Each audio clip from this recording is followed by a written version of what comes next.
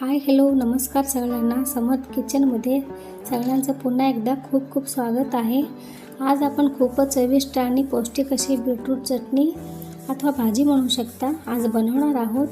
ही चटणी खूप झटपट तयार होते, चवीलासुद्धा खूप छान लागते. कधी कधी तोंडाला अजिबात चव नसते, अशा वेळी काय बनवायचं हा प्रश्न पडतो. तर आज मी तुम्हाला अशी सोपी आणि चविष्ट अशी बीटरूट चटणी दाखवणार आहे. ही चटणी अथवा भाजी भाकरी, चपाती किंवा डोसासोबत खूप छान लागते. बीटरूट आरोग्यासाठी खूप फायदेशीर आहे, त्यामुळे ही चटणी नक्की करून पहा. एक मोठ्या आकाराचं बीटरूट घ्यायचं आहे. बीटरूटची पानंसुद्धा या भाजीत टाकायचं आहे.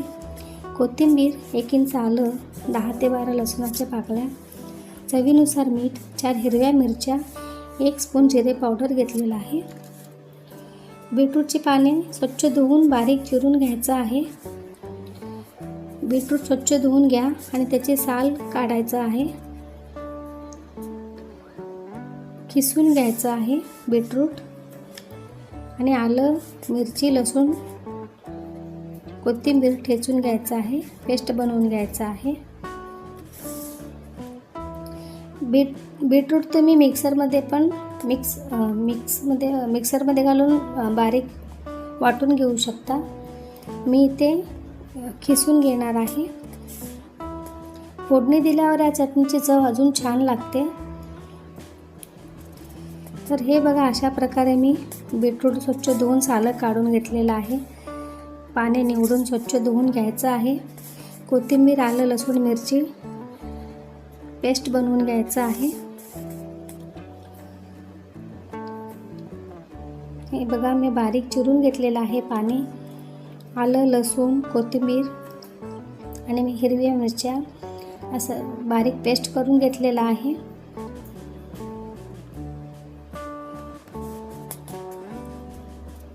अशा प्रकारे रेडी करून घ्यायचं आहे.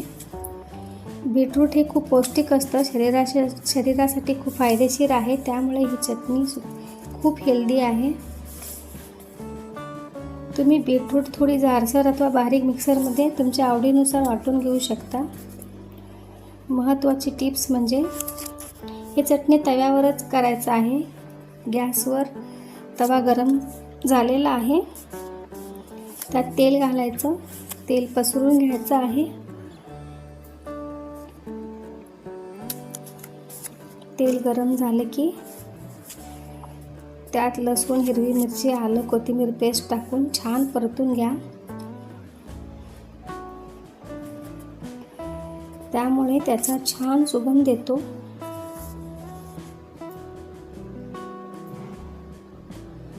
लोखंडी तव्यावरच करायचं आहे, खूप छान बनते. जर नसेल तर तुमच्या आवडीनुसार कढईमध्ये सुद्धा करू शकता.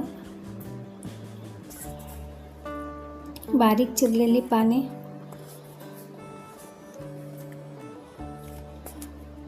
छान मिक्स करायचं आहे.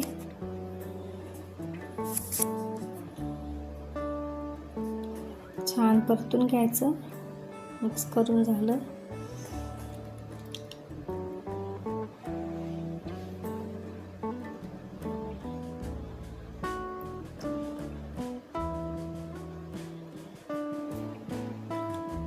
आता आपण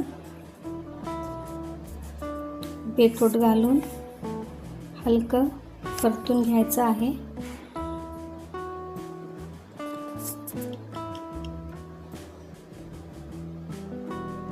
लहान मुले सुद्धा खूप आवडीने खातील, एवढे छान बनते ही भाजी. हे बघा, कलर चेंज झालेला आहे.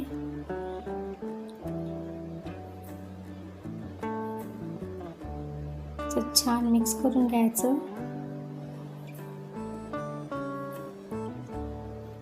अजून थोडा डार्क झालेला आहे, कलर चेंज झालेला आहे.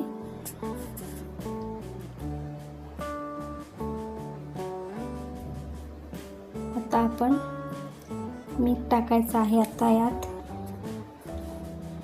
जिरा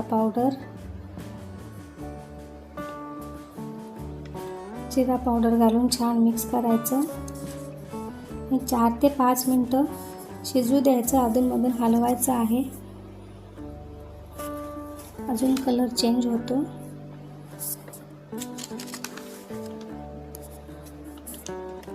हे बघा, आपलं चविष्ट बीटरूट चटणी तयार आहे. जर तुम्हाला ही रेसिपी आवडली असेल तर व्हिडिओला लाईक करा, शेअर करा, सबस्क्राईब करायला विसरू नका आणि कमेंटद्वारे तुमचा अभिप्राय कळवा.